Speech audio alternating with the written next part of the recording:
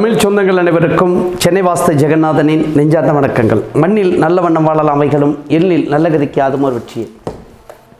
வாஸ்து ஒரு சார்ந்த விஷயத்தில் ஒரு பண்ருட்டி பக்கத்தில் ஒரு குடிசை தொழிலாக தொழிற்சாலையை வைத்திருக்கிற ஒரு முந்திரி தொழிற்சாலைக்கு வாஸ்து பார்க்குற ஒரு நிலை எனக்கு ஏற்பட்டது. பெரிய தொழிற்சாலையாகவும் இருக்கும், சில இடங்களில் ஒரு சிறிய தொழிற்சாலையாகவும் இருக்கும். அப்படிப்பட்ட இடங்களில் நான் வீடும் அதில் தான் அமைக்கணும், தொழிற்சாலைன்னு அதெல்லாம் அமைக்கணும்னு நண்பர் ஒருத்தர் நம்மளை கூப்பிட்றாரு. ஏற்கனவே அறிமுகமானவர். நம்ம அந்த பக்கத்தில் நிறைய இடங்களுக்கு வாஸ்து பார்த்த அனுபவமும் எனக்கு உண்டு. அந்த வகையில் மேற்கு பார்த்த அந்த மேற்கு சாலை இருக்கிறது, மேற்கு பார்த்த மனை ஒரு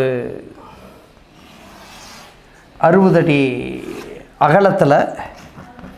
அகலத்தில் ஒரு 120 அடி நீளம் இருக்கிறது. இந்த இடத்துல நம்ம ஒரு தொழிற்சாலை அமைக்கணும் அப்படின்னு சொல்கிறாரு. எனக்கு இதில் தான் வீடு வேணும் அப்படின்னு சொல்கிறார். நான் 2 விஷயங்களை அவருக்கு குறிப்பிட்றேன். இது நீங்கள் கூர்ந்து கவனியுங்கள். இந்த முந்திரி தொழிற்சாலைக்கு மட்டும் கிடையாது, இந்த விஷயம் வீட்டையும் தொழிற்சாலையும் ஒரே இடத்துல பண்ணணும்னு சொல்லக்கூடிய மக்களுக்காக இந்த பதிவாக கூட நீங்கள் எடுத்துக்கொள்ளலாம். எப்பொழுதுமே எல்லா சோர்ஸும் நம்ம வீட்டுக்கு தான் வருதுங்க. எவ்வளோ பெரிய தொழிற்சாலையாக இருந்தாலும் சரி, நம்ம தொழில் பண்ணக்கூடிய இடமா இருந்தாலும் சரி, ஒரு ஒர்க்குக்கு வேலைக்கு எதுக்கு சென்றாலுமே வரக்கூடிய விஷயங்கள் எல்லாமே வீட்டை நோக்கித்தான் வருகிறது. எல்லா சேமிப்புகளும் பத்திரங்களும் நம்ம வீட்டோட பீரோவில் தான் இருக்கும். அப்போது வீடு தான் பிரதானம்.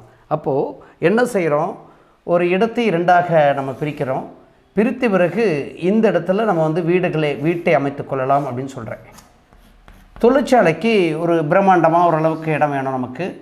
அப்போ தொழிற்சாலை சார்ந்த விஷயத்தை நம்ம இந்த இடத்துல செய்து கொள்ளலாம் அப்படிங்கிற ஒரு விஷயத்தை நான் அவருக்கு சொல்கிறேன்.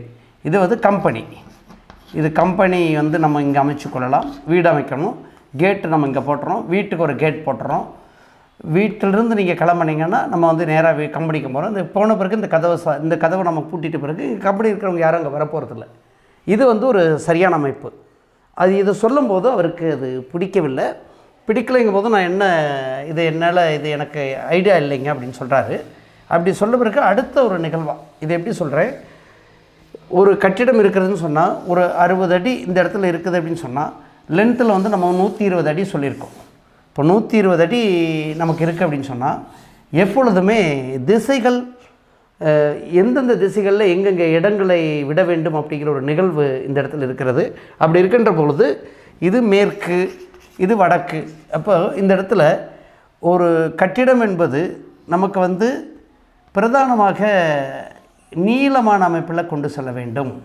இது உங்கள் பட்ஜெட் ஒத்து வந்ததுன்னா செய்யலாம், இல்லை என்றால் கடினம் அப்படிங்கிற வார்த்தையை சொன்னேன்.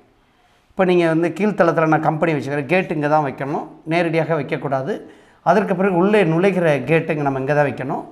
கம்பெனியோட ரோட்டிலேருந்து வரக்கூடிய சாலையிலேருந்து வரக்கூடிய பிரதான கதவு மேற்கு பார்த்தாப்பில் இருக்கணும்.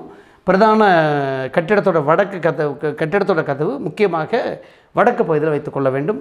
நம்ம முடிந்த அளவுக்கு இந்த இடத்துல என்ன இடம் விடுகிறோமோ அதே அளவுக்கு நம்ம விடுவதற்கு ட்ரை பண்ணணும். அப்போது ஒரு 120 அடிகள் இருக்குன்னா முன்னாடி ஒரு 10 அடி நம்ம போட்டுறோம் அப்படின்னு சொன்னால் நம்ம ஒரு 60 அடி இருக்குது அப்படின்னு சொன்னால் நமக்கு பில்டிங்கை 30 அடியோடு முடிச்சுக்கணும். 30 அதே போல் 30 அடி தான் அங்கே இருக்கணும். இங்கே 10 அடி போட்டுறோம், இங்கே 30 அடி 40 அடி. இப்போ 40 அடி 120 அடியில் 40 அடி நமக்கு அந்த இடத்துல போயிடுது அப்படின்னு சொன்னால் இந்த கட்டிடத்தோட லென்த்து 80 அடிக்கு கொண்டு போகணும். கிழமையில் நீளம் 80 அடிக்கு கொண்டு போகணும். இந்த இடத்துல 30 அடிக்கு கொண்டு வரணும்.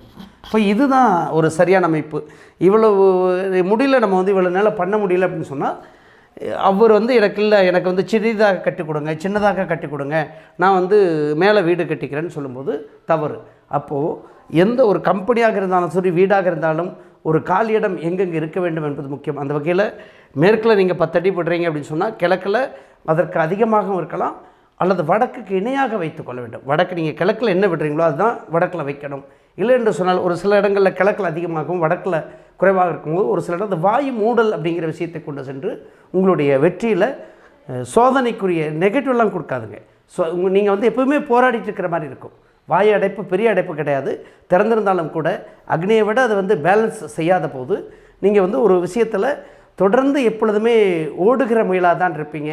ரெஸ்ட் எடுத்து வாழ்க்கையில் நம்ம ஜெயிச்சிட்டோம் அப்படின்னு ஒரு இடத்துக்கு நிற்கக்கூடிய நிகழ்வு இந்த மாதிரி இடங்களில் கொடுக்காது.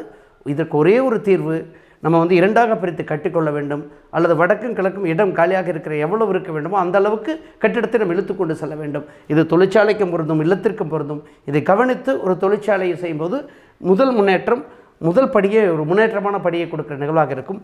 இது எல்லா தொழிற்சாலைகளுக்கும் பொருந்தும் என்பதுதான் என்னுடைய கருத்து. மீண்டும் ஒரு நல்ல வாஸ்து கருத்தோடு சந்திப்போம். நன்றி, வணக்கம்.